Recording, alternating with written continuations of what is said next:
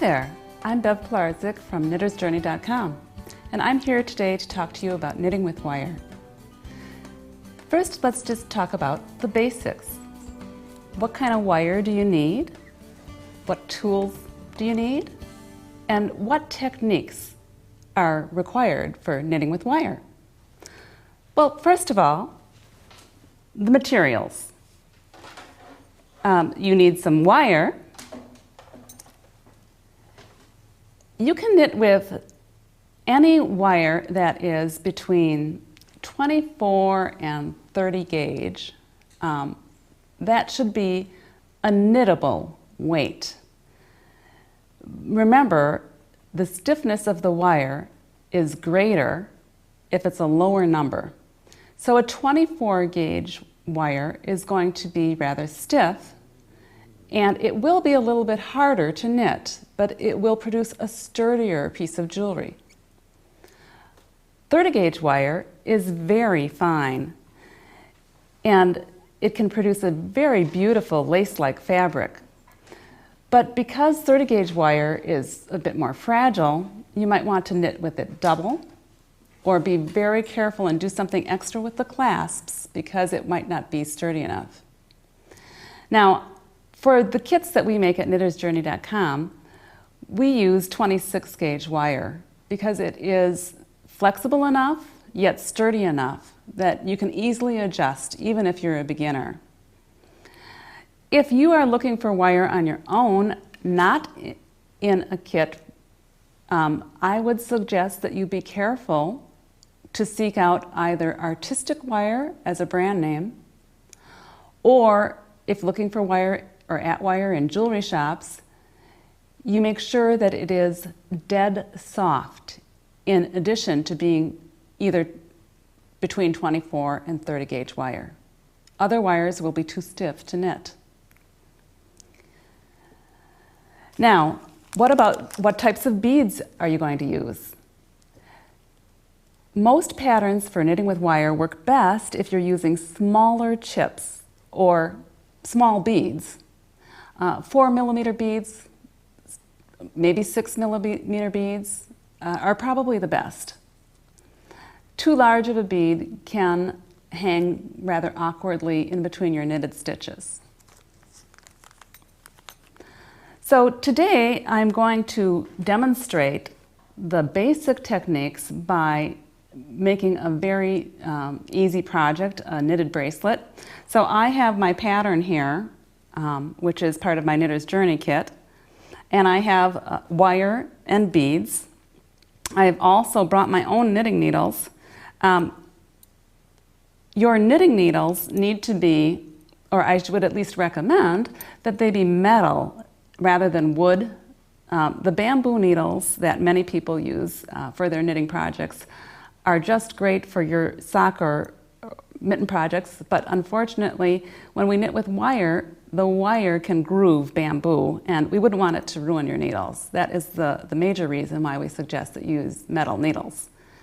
You can use straight needles, circular needles, or what I like to do, it's my own personal preference, is I just use 2 double points.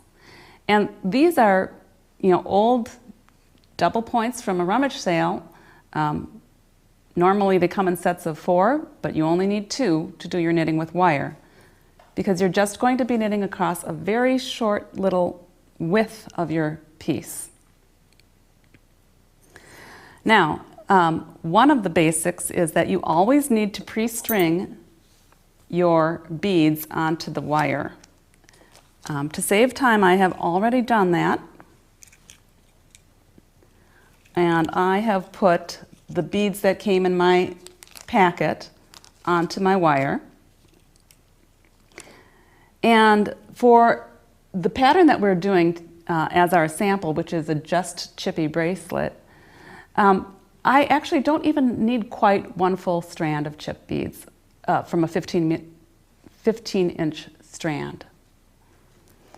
So I have put them on the wire just directly, and I have them lined up on there. I am not cutting the wire like you might be used to doing in jewelry making. You might be used to determining a length that you need.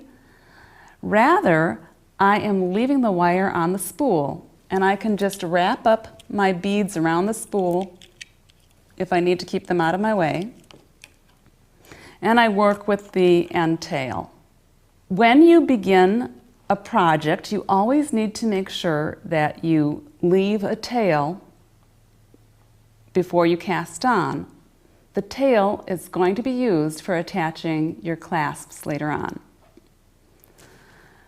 The method that we use for casting on is really the easiest cast on method. It's called the backward E-loop cast on, and you might know it from other knitting projects that you've done. With the backward E-loop cast on, you simply make a basic loop, sort of like a cursive E. Now I'm going to just show that there for the camera to catch that.